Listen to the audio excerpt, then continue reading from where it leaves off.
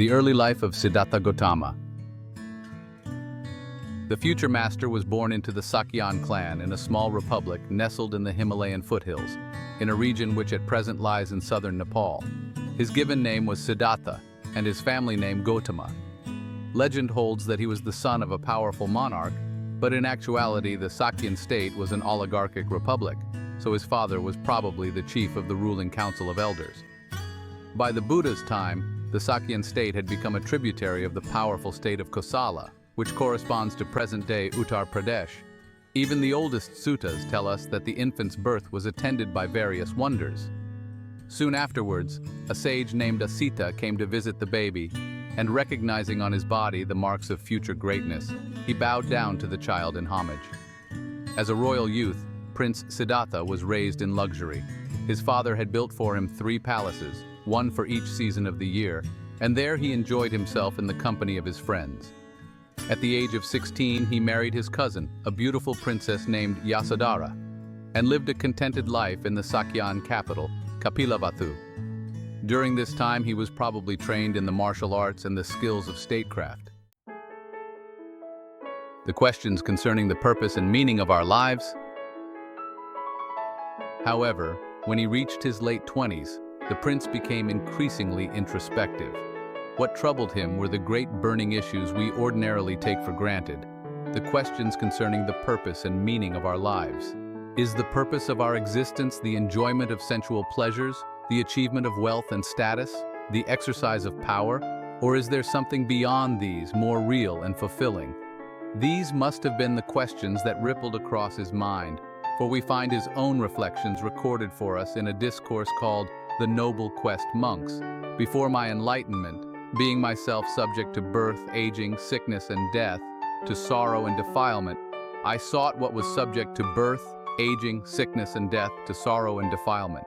Then I considered thus, why, being subject to birth, to defilement, should I seek what is subject to birth and defilement? Suppose that being myself subject to birth, having understood the danger in what is subject to birth, I seek the unborn, the supreme security from bondage, nibbana. Suppose that being myself subject to aging, sickness, and death, to sorrow and defilement, I seek the unaging, unailing, deathless, sorrowless, and undefiled state, the supreme security from bondage, nibbana.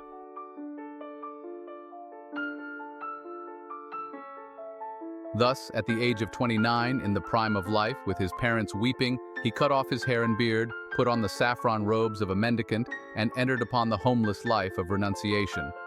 The developed Buddha biography adds that he left the palace on the very day that his wife gave birth to their only child, the boy Rahula. The quest for enlightenment. Having left behind his home and family, the Bodhisattva, or seeker of enlightenment, as he is now called, headed south for Magadha, in whose environs small groups of seekers were quietly pursuing their quest for spiritual illumination, usually under the guidance of a guru.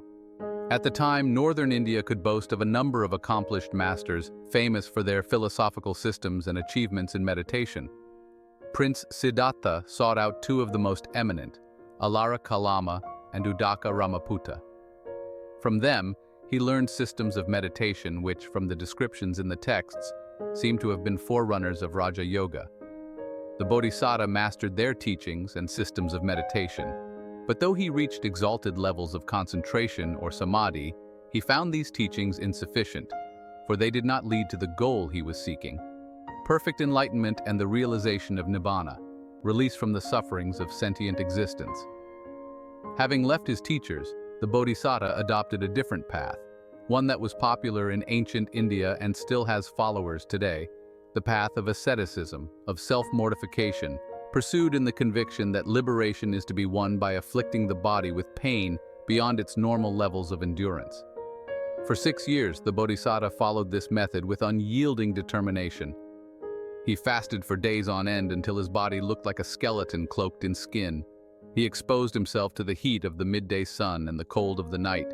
He subjected his flesh to such torments that he came almost to the door of death. Yet he found that despite his persistence and sincerity, these austerities were futile. Later, he would say that he took the path of self-mortification further than all other ascetics. Yet it led, not to higher wisdom and enlightenment, but only to physical weakness and the deterioration of his mental faculties. The Middle Way and Enlightenment.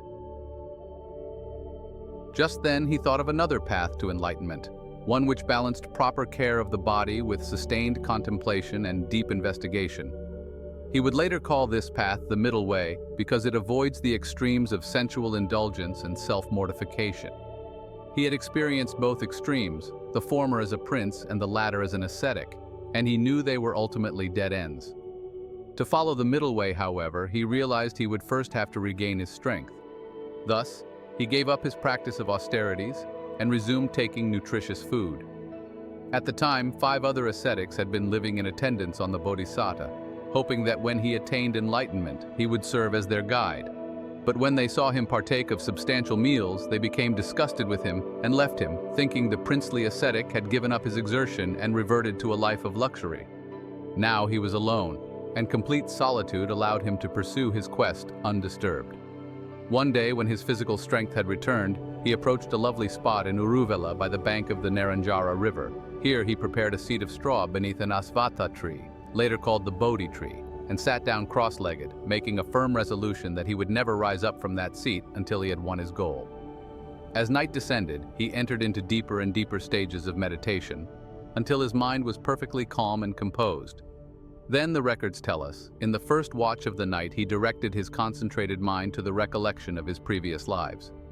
Gradually, there unfolded before his inner vision his experiences in many past births, even during many cosmic eons. In the middle watch of the night, he developed the divine eye by which he could see beings passing away and taking rebirth in accordance with their karma, their deeds. And in the last watch of the night, he penetrated the deepest truths of existence, the most basic laws of reality, and thereby removed from his mind the subtlest veils of ignorance. When dawn broke, the figure sitting beneath the tree was no longer a bodhisattva, a seeker of enlightenment, but a Buddha, a perfectly enlightened one who had attained the deathless in this very life itself. The decision to teach. Then he came to a new crossroad in his spiritual career. Was he to teach, to try to share his realization with others, or should he instead remain quietly in the forest, enjoying the bliss of liberation alone? At first his mind inclined to keeping quiet, for he thought the truth he had realized was just too deep for others to understand, too difficult to express in words, and he was concerned he would just weary himself trying to convey his realization to others. But now the texts introduce a dramatic element into the story. Just at the moment the Buddha decided to remain silent, a high deity named Brahma Sahampati, the Lord of 1,000 worlds, realized that if the master remained silent, the world would be lost, deprived of the stainless path to deliverance from suffering. Therefore, he descended to earth, bowed down low before the Enlightened One, and humbly pleaded with him to teach the Dharma for the sake of those with little dust in their eyes. The Buddha then gazed out upon the world with his profound vision. He saw that people are like lotuses in a pond at different stages of growth, and he understood that just as some lotuses close to the surface of the water need only the sun's rays to rise above the surface and fully blossom, so there are some people who need only to hear the noble teaching to win enlightenment and gain perfect liberation of mind. When he saw this, his heart was stirred by deep compassion, and he decided to go back into the world and to teach the Dhamma to those who were ready to listen. The Buddha's ministry. The first ones he approached were his former companions, the 5 ascetics who had deserted him a few months earlier and were now dwelling in a deer park at Sarnath near Benares. He explained to them the truths he had discovered, and on hearing his discourse they gained insight into the Dhamma, becoming his first disciples. In the months ahead, his following grew by leaps and bounds as both householders and ascetics heard the liberating message, gave up their former creeds, and declared themselves disciples of the Enlightened One. Each year, even into his old age, he would wander among the villages, towns, and cities of the Ganges plain, teaching all who would lend an ear. He would rest only for the 3 months of the rainy season, and then resume his wanderings, which took him from present Delhi even as far east as Bengal. He established a Sangha, an order of monks and nuns, for which he laid down an intricate body of rules and regulations. This order still remains alive today, perhaps along with the Jain order, the world's oldest continuous institution. He also attracted many lay followers who became devoted supporters of the Master and his Sangha. The Buddha's passing and legacy. After an active ministry of 45 years, at the ripe age of 80, the Buddha headed for the northern town of Kusinara. There, surrounded by many disciples, he passed away into the Nibbana element with no remainder of conditioned existence, severing forever his bondage to the round of rebirths. Lessons from the Buddha's life. I said earlier that each of the major events in the Buddha's life gives us a specific object lesson in his teaching. Now I want to draw out the lessons suggested by these events. First, the Bodhisattva's awakening to the harsh realities of human existence, his discovery of our bondage to old age, illness, and death, teaches us the importance of deep reflection and critical thinking. His awakening reflects back to us the somnambulance in which we usually live, mired in our pleasures and petty concerns, oblivious to the great affair staring us in the face at every moment of our lives. His awakening reminds us that we ourselves must emerge from the comfortable but dangerous cocoon of ignorance in which we have settled down, that we must break away from our thoughtless infatuation with our youth, health, and vitality, that we must rise to a new level of mature understanding which will enable us to triumph in our inevitable encounter with the Lord of Death. The Bodhisattva's departure from the palace, his great renunciation, teaches us a lesson in values. It shows us that from among the wide range of values which we can draw upon to give order to our lives, the quest for enlightenment and liberation should reign supreme. This goal ranks far above the pleasure, wealth, and power to which we ordinarily give priority, even above the call of social duty and mundane responsibilities. This does not mean, of course, that everyone who wants to follow the Buddha's path must be ready to leave behind home and family and adopt the lifestyle of a monk or nun. The Buddha's community of disciples included many householders, as well as monks, devout laymen, and laywomen who attained high levels of awakening while living active lives within the world. But the Buddha's example does show us that we must all order our values according to a scale which gives the highest place to the most worthy goal, to that which is also the most real of all realities, Nibbana. And we should never allow the claims of mundane obligations to pull us away from pursuing our aspiration.